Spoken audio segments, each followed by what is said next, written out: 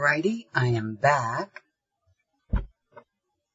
How many of you can say you're truly giving, that you care about others more than yourself, that you love unselfishly all the time, and that you have truly and completely transcended your selfish separate self and your physical body and mind? Not many. And if you haven't changed in that way, you better get busy, and you'd better make it your top priority. Drop everything else that you're doing in your life and get busy. It is really important and eternal before it's too late. Be brave and take a completely honest look within yourself.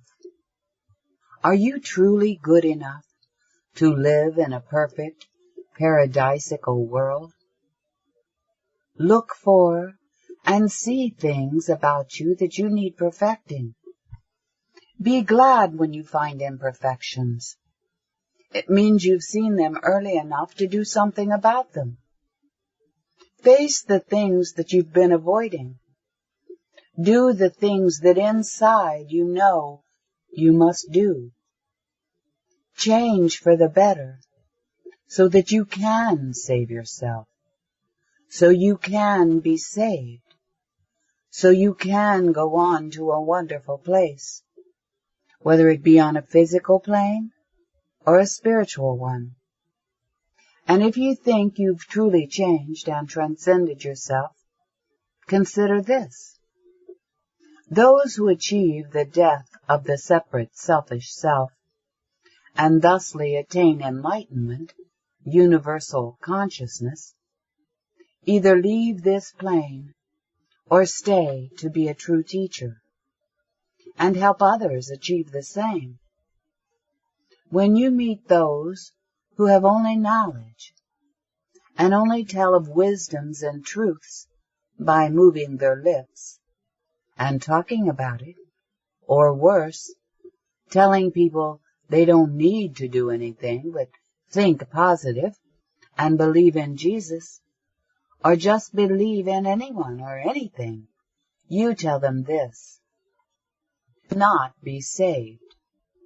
Nor can you be helping other people be saved, i.e., helping them become truly loving and enlightened, disseminating theories of don't worry, just go with the flow and don't bust your buns changing to be an unselfishly loving person.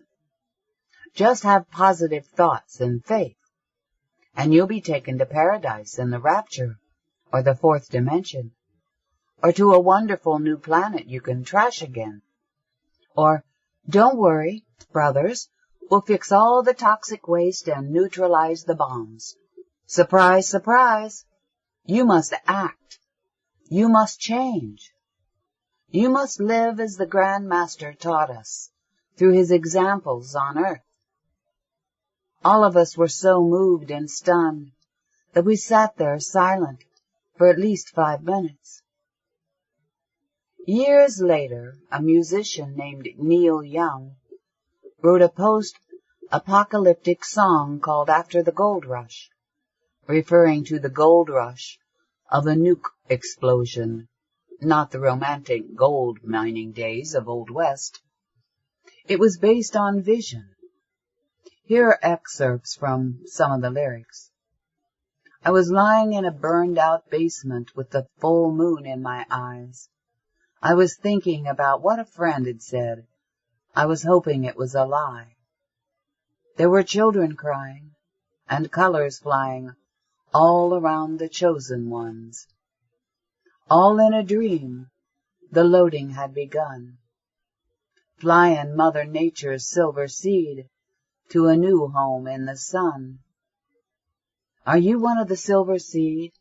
You be watching the deserving chosen ones, the silver seeds, leave you behind as you recite your beliefs. Clutch whatever the holy book of your religion is, or your book about the Pleiades, while you wonder why you aren't going too. Along the same subject, one day, I had asked Zayn about all the references I'd read about God's chosen people. This is what he had to say. The ancient teachings say the chosen ones are not chosen because of their genetics, their heritage, beliefs, being God's favorite brats, or through knowledge. They are the ones who have made themselves chosen, vibrationally changed by their own hard work and self-sacrifice. Thus, if there is intervention in the hard times, or last days of life as we know it now on earth, the true chosen be recognized by their enlightened, selflessly loving vibrational signature.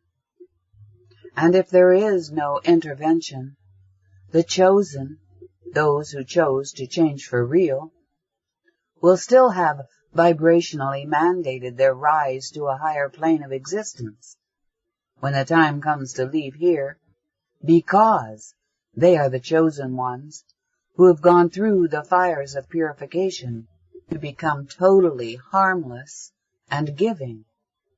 You better get real. You had better wake up. You'd better dispel your self-centeredness. I'm working on it.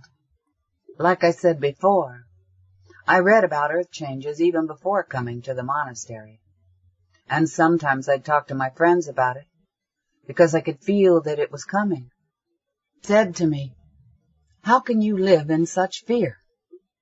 What can you say to someone who looks at you that way? I say, who is it that's living in fear? The one who's able to see and deal with the obvious realities?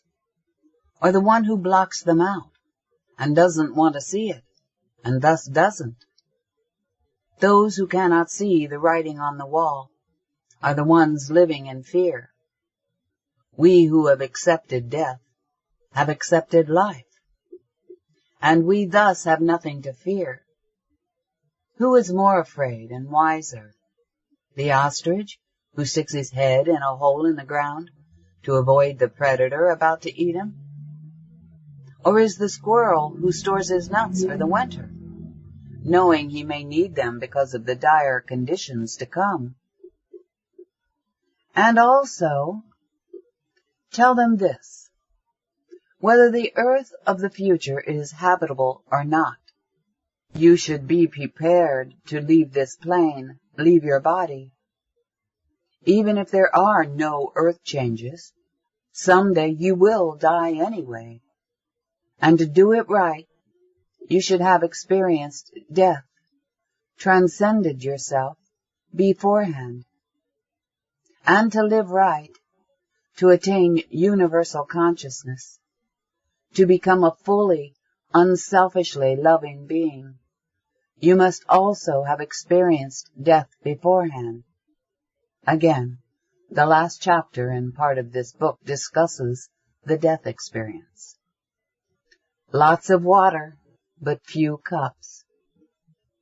The heaviest teachings were yet to come. They were something I was yet to learn about, that hadn't even crossed my ostrich mind. I guess I had a safety net, even if my own relatively open-minded beliefs. What was the safety net? Since I believed in reincarnation and knew we kept getting chances to get it right, at least there was that. But then Zayn told me about the ancient Atlantean teachings regarding the next historical cycle. The primary difference between the time of Atlantis and now is that those who are not free from their karma, free from the need to reincarnate, will have no bodies to return to after the changes. That was a shocker. It took me a few minutes to assimilate and grasp all that it meant, and Zayn could see this, and just waited until I recovered. Then he went on. Many people will die as a result of these forthcoming earth changes, leaving far fewer human inhabitants on Earth afterwards. There is even the possibility of total extinction of human life on Earth. But let's say There are still humans living on Earth, which is likely.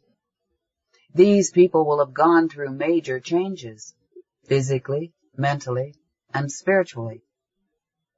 These will be the seeds of a new human race. Their consciousness will be of oneness with the universal spirit. This will be a great new age. But think about your lessons regarding universal law. The universal law that dictates that vibration will seek its own level will make a sort of natural selection of who will be able to reincarnate. You know the teachings on conception of a child and consciousness. Thus, those who do not free themselves from selfishness will not be of the consciousness that would allow them to incarnate in the offspring of the newer, higher consciousness inhabitants of the new earth. Not for a very long time, at least. What about materialization rather than birth? What about it? We were able to do that when we first came to this plane, because our consciousness and nature was so much of the spiritual plane. And certainly, anyone with such consciousness can do that. But what are we talking about here? The selfish, material-bound masses of the earth plane. Who of them will be capable of materialization? So what will happen to those that don't make it? Since the earth will not be an option for them, and since they are still bound to the selfish, separate self and the material plane, something else must happen to them, because nothing is ever truly destroyed or lost in the universe. Things only change form. So what will happen to them? The ancient teachings say they will incarnate within the bowels of Saturn and live in a lava-like state for millions of years, awaiting the right conditions for them to be able to return to the earth, to try and get it right. I was stunned, speechless. The new age. And what of a new age on earth?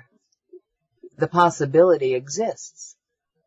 But it is important to keep in mind that we are spiritual beings. That is our true state, our real state. We are not this physical baggage, this animal we inhabit while on earth. We fell here, but we do not really belong here. The earth is not our home.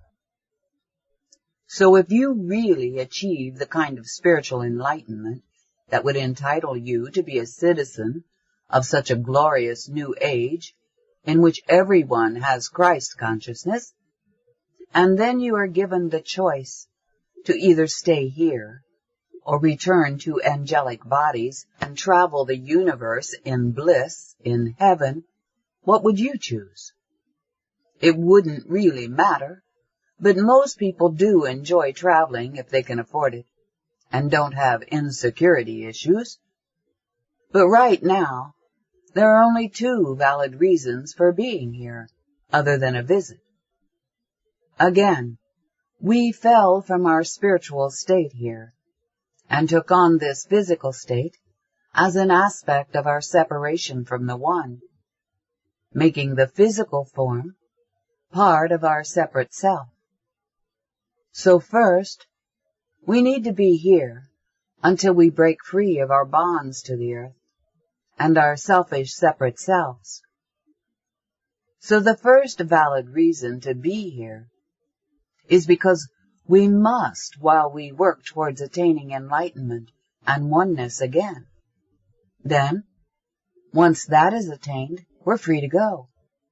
But the compassion that brought us to our rebirth in oneness also makes us want to stay to help others who are still slaves to their selves and bound to the earth. Thus, staying to help others is the only other valid reason for living on earth at this time. Help wanted. What is needed most today? First, that people be warned that they will be dealing with the repercussions of their actions, and that humans as a whole will also be dealing with grand repercussions on an earth-wide scale. What is of primary importance is that you're doing one of the two things, helping to awaken others to the spirit within them and without them, or developing that awareness yourself. You cannot give that which you do not have. The greatest service you can do for the universal spirit is to serve others. The greatest service to others is awakening them to the universal consciousness that lies within them, and helping them free themselves from their selfish, separate self.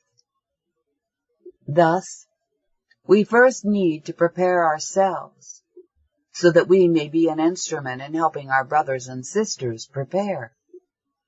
What is meant by prepare? To become one with the universal spirit. To be one spiritually, mentally, and physically. We must be transcendent of selfishness, regardless of what takes place around us. Many are making the move back to the land towards self-sufficiency in order to better prepare for the coming changes and to live in harmony with nature.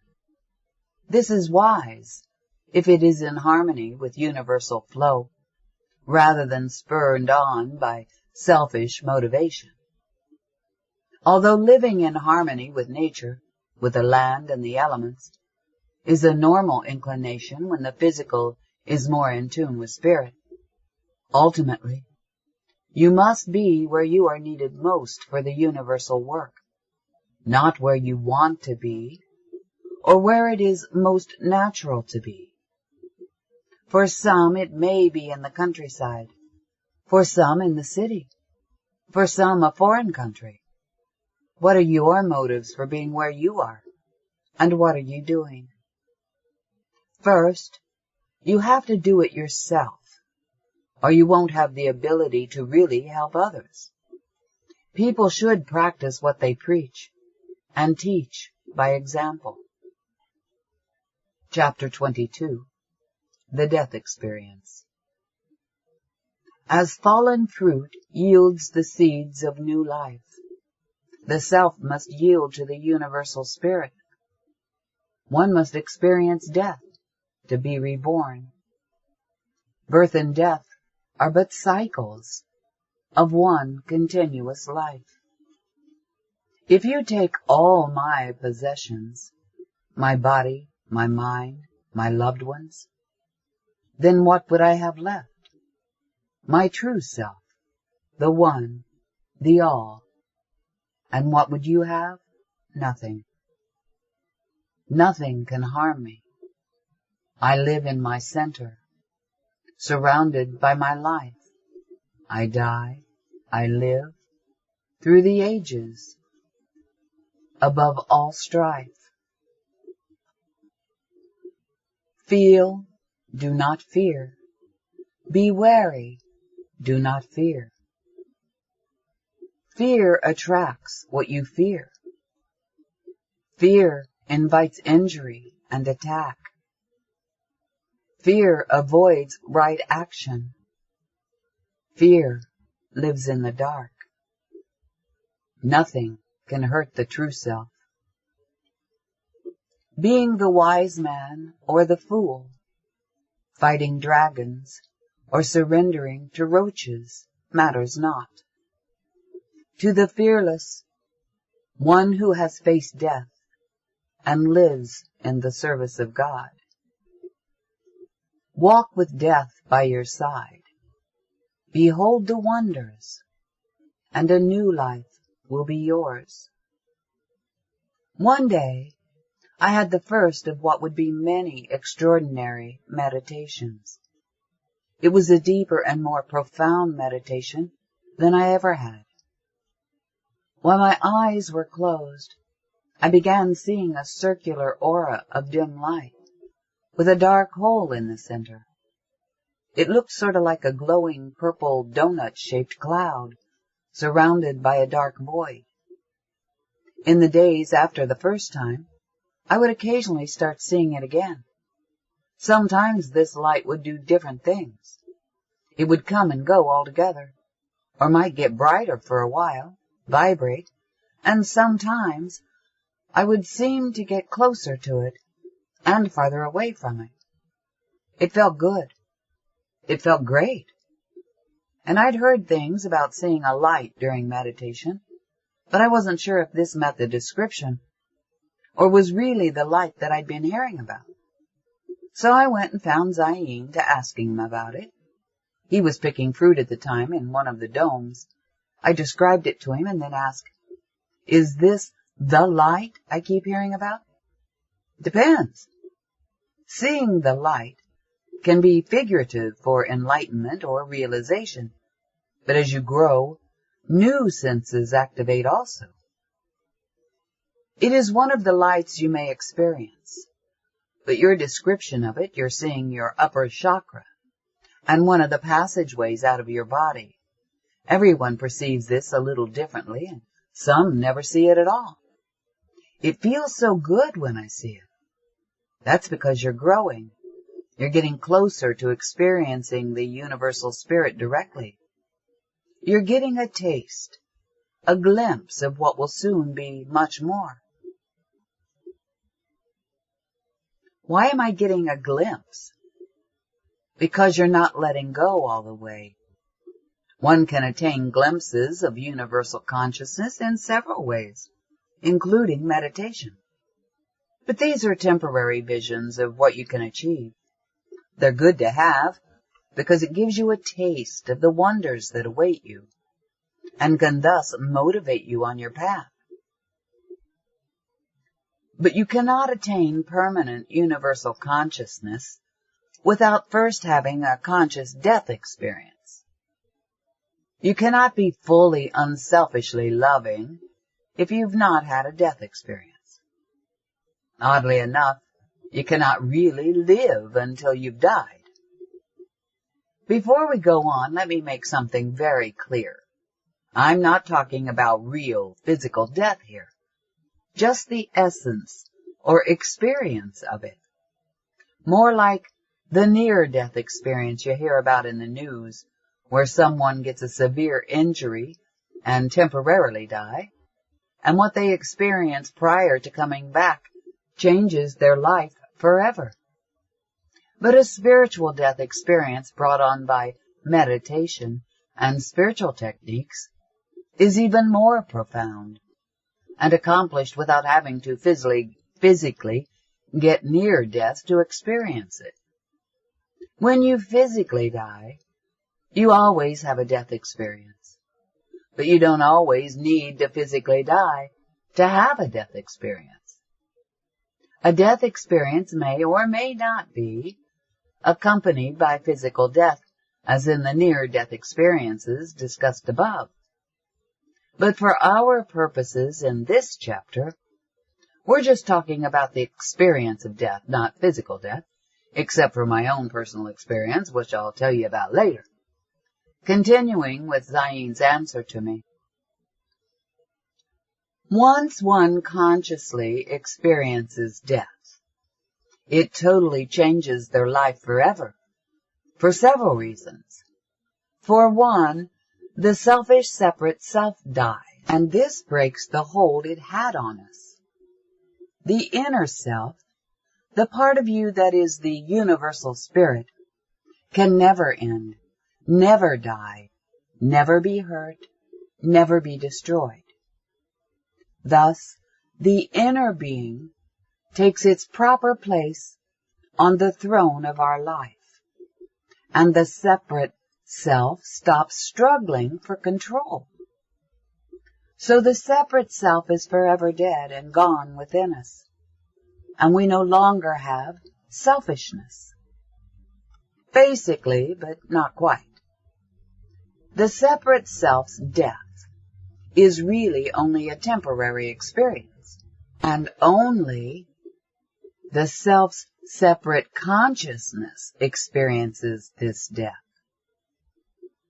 But to the separate self, the experience seems total, eternal, and final. And in fact, it is the final demise of the strange independent life that took control of us, became a selfish monster, and had us believing that we were really it.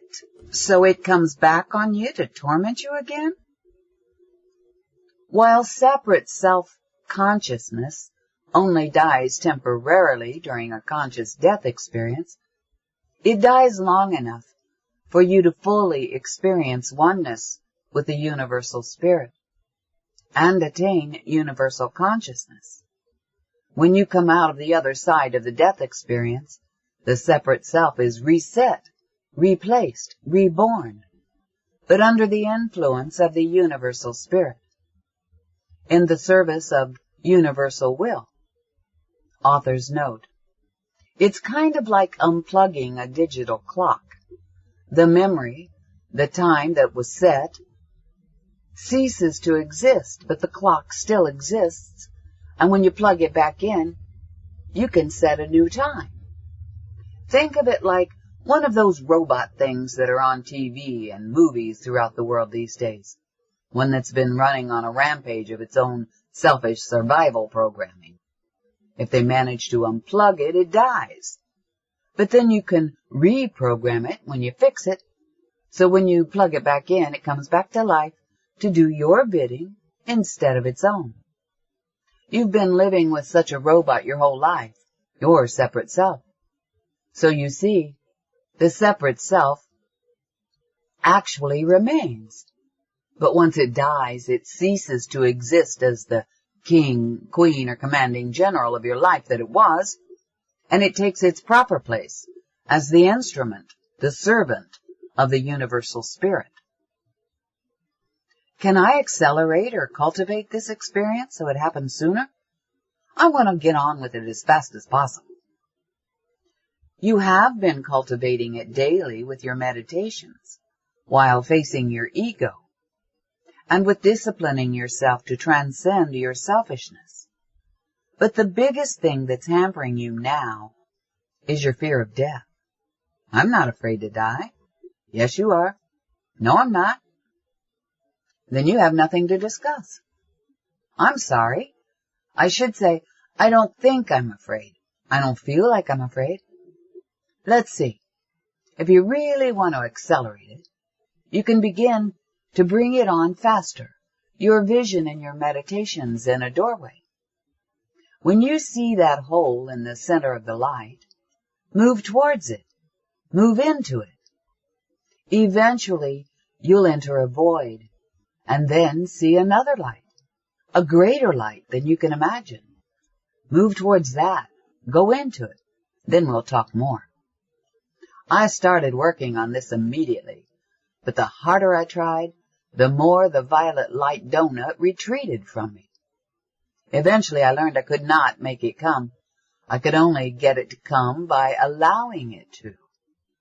It was passive control, not active, that this thing responded to. Finally, one day I did it.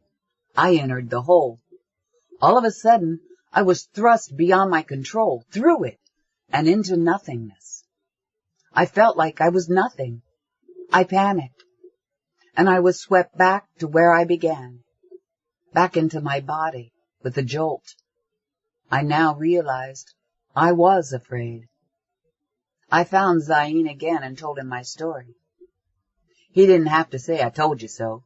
We just both knew, and knew that I'd learned one more time a lesson in humility and respect. Don't fear the reaper. You just began to experience death. It is yourself only who is afraid.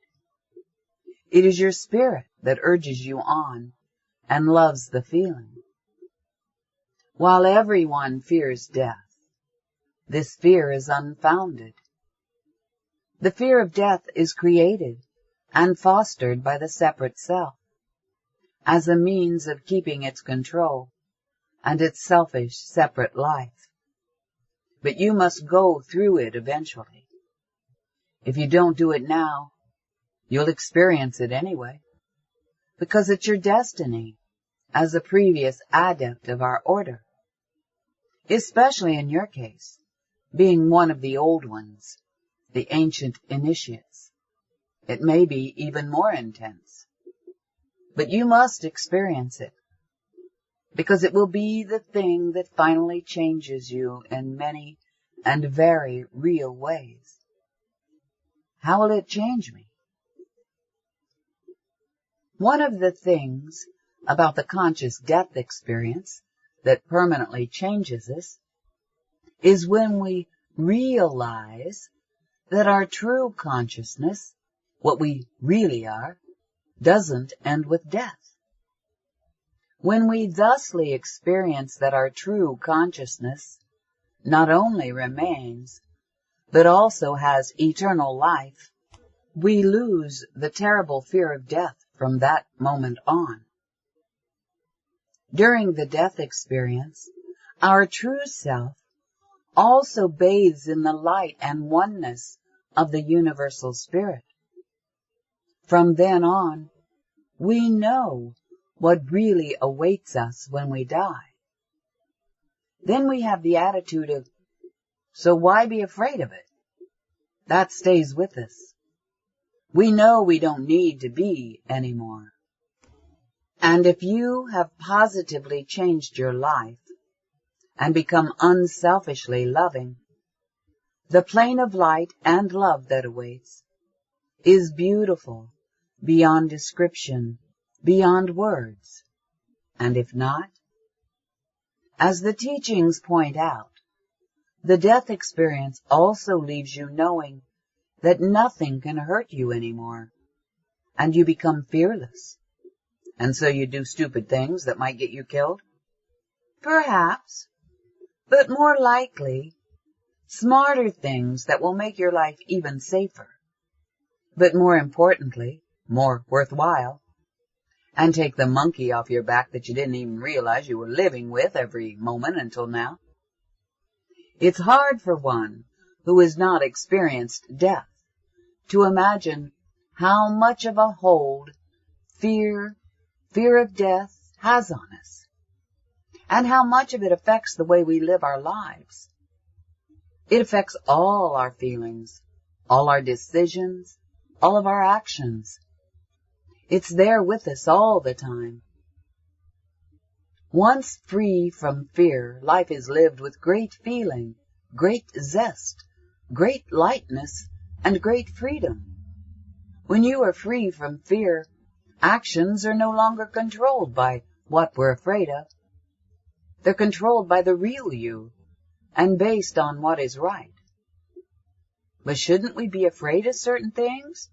Or will we be open to or even cause bad things to happen to us and be harmed? Fear can and does have a purpose, but only in its proper place. Only when it is not really fear anymore. It should become a warning mechanism only. For instance, when you're driving a vehicle and you see the gauge that says your engine's boiling over, do you scream in pain because the hot water is coming out of the engine, or take action to remedy it? If we say that our life is like a car on a highway, and you see a truck crossing the line up ahead and veering toward you, you can take calm, logical, sensible action to avoid an accident if you aren't in the grip of fear. However, if you are in the grip of fear, your action will be from panic, and you're far more likely to do something stupid that will actually cause an accident. Fear attracts what it fears. If you put a 6-foot wide plank down on the ground and ask people to walk across it, They would do it every time without falling off. But put the same plank across a small pool of water with air bubbles, and tell people that the pool's filled with boiling water. Their fear will actually cause them to lose their balance some of the time. So to the contrary of your question and fears about not having fear, the truth is quite the opposite. Fear can bring you harm, and fearlessness can save you. Fear is the way the uninitiated live their lives, not the initiated, not the enlightened being who is one with universal spirit. I'm still afraid of doing it. No, you're not. Yes, I am. Haven't we had this conversation before? Well, sort of. Why be afraid of death, Peniel? It will happen anyway.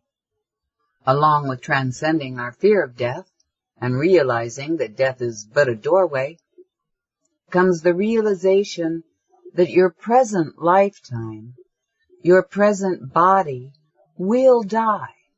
It will end. And this awareness stays with you every moment you live. Once you experience it, you don't fear it anymore, mind you. You're just constantly aware of it. I know I'm going to die someday. Sure, everyone says they know they're going to die, but no one really thinks they will. They do quite the contrary. They constantly block it out. When you really get that you are going to die, it changes you. This gives you a feeling of cherishing every moment, every flower, every person. And it doesn't go away like it would if you just had a near car accident or such. It permanently changes you. You no longer take anything or anyone for granted. Each moment is new and full, and you walk with death at your side, touching your shoulder, constantly reminding you to live life to the fullest. Appreciate it to the fullest, and live the righteous life of a servant to the universal spirit. The creation of the death experience. If I avoid this, you say I will still have it via destiny? Does this happen to all students? Each is different. Some who aren't destined do avoid it. How do others have a death experience? In fact, how will it be if I don't voluntarily do this in my meditation now? How does one have a death experience? Well, with some people like you, like I said, it is unavoidable. It happens to them. Situations bring it about. Sometimes the conscious death experience happens in tandem with a physical death experience. Those who have had near-death experiences that weren't under the influence of drugs, anesthetics, etc., are lucky indeed.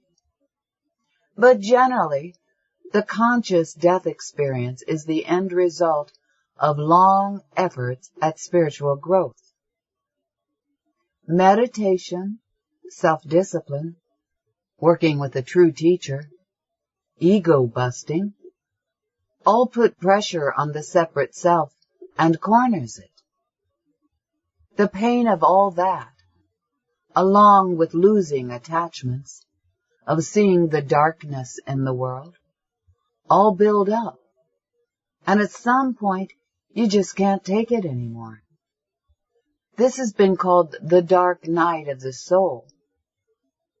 This is the point where a person will either flip out or flip in, according to their free will choice. The self will tell you to run. At any cost, run. It urges you to get away from the source of the pressure. If you do so at such an advanced stage, you can go insane. But if you hang on, if you endure the suffering with patience, understanding, and love, you will have a conscious death experience and break through to the other side. When I experienced this, it was like I was totally engulfed in darkness and depression. And all there was other than that was this thin light thread of my personal teacher's love for me. I hung on to that thread with all the strength I could muster. I just blindly held on. And soon I faced my dweller, see below, as passed on to a new consciousness.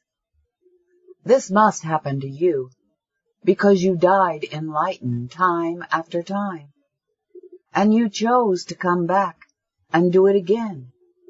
It was your choice. Ancient history. What have I done about it before? Different things, but long ago it was more ritualized. In the old days, a student that was close to having the death experience was given a push, thrown into the deep water, so to speak.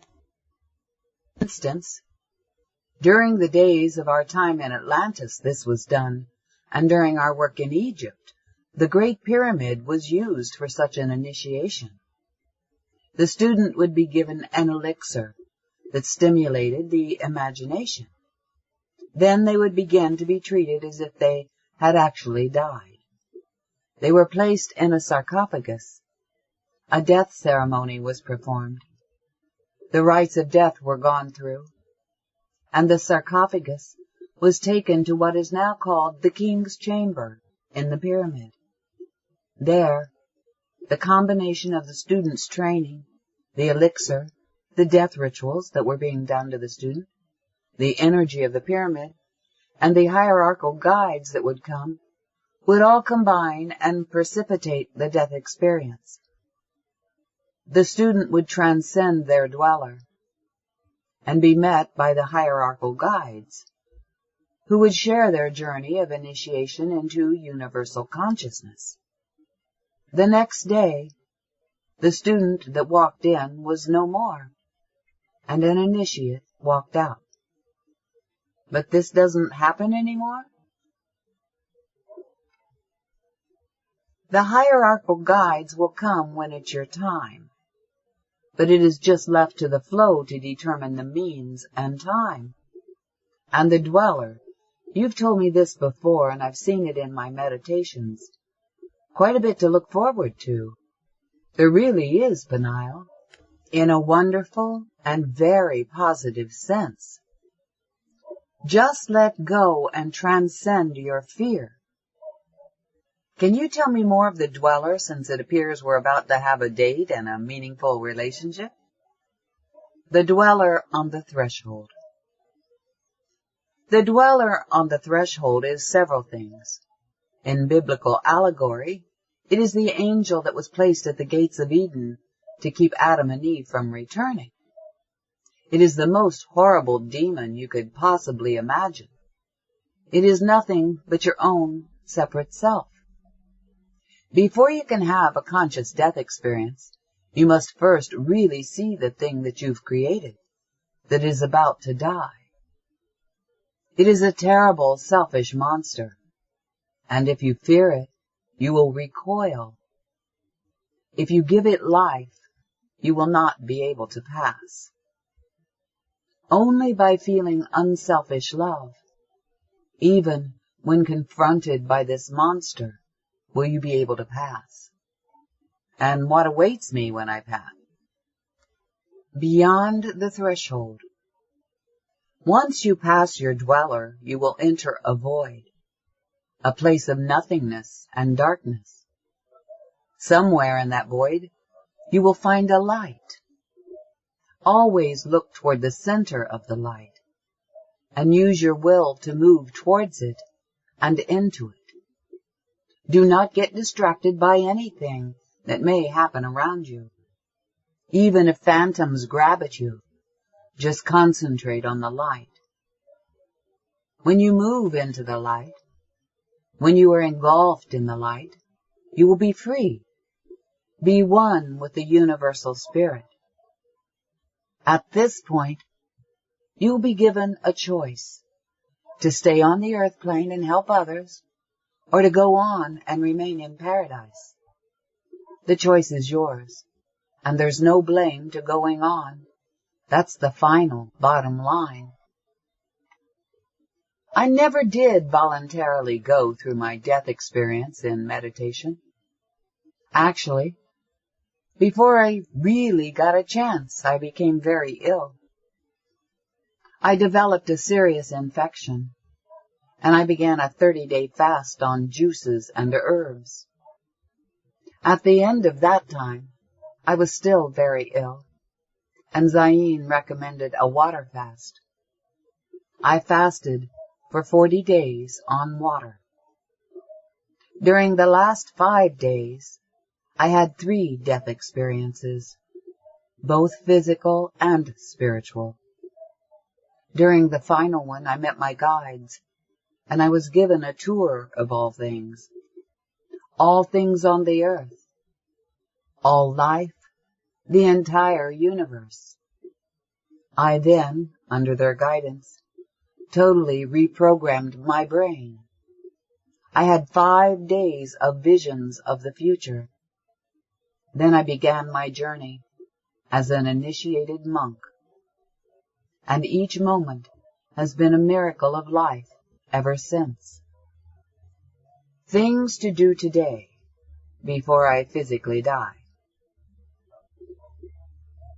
Until you have a death experience, there is a special death awareness technique that you can develop that can have a profoundly beneficial effect on your life, even before you have a death experience.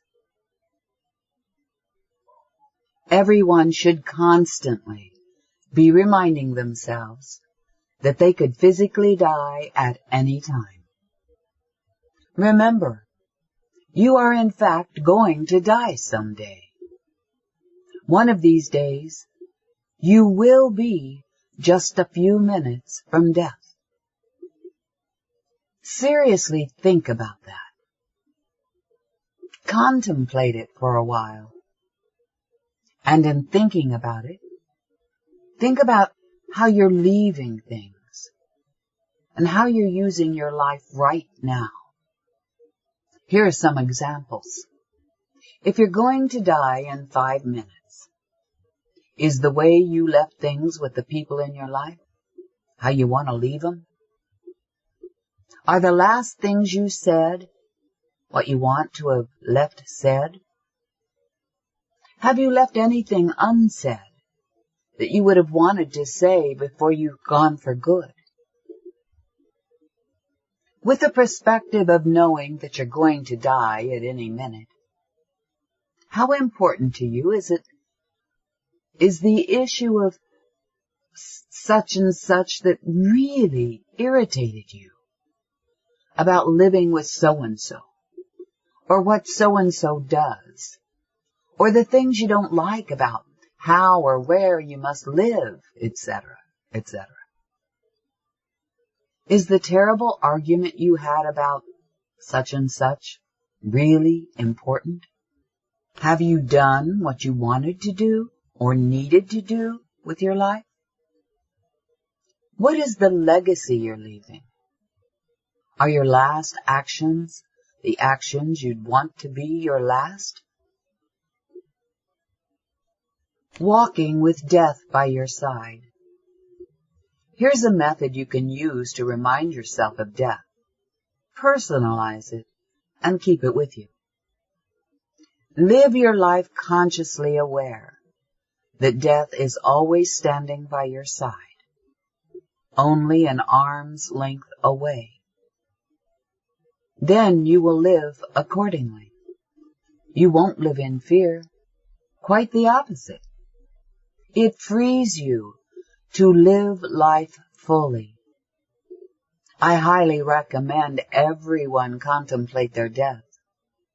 And it shouldn't just be something you remind yourself of daily. It should be constant, or at least as frequent as you can make it. It really helps keep things in perspective and changes the way you live. When you're always aware you might be dead any second, you really live. Awareness of death begets real life. And then we go into For Great Aids for Your Spiritual Growth, other books and CDs by John Peniel, updates on your non-profit projects, new monastery building, our discussion board, or to get John Peniel's newsletter, see our website, http://www.atlantis.to. Click here to contact us via our website. Okay, now we go into part 2.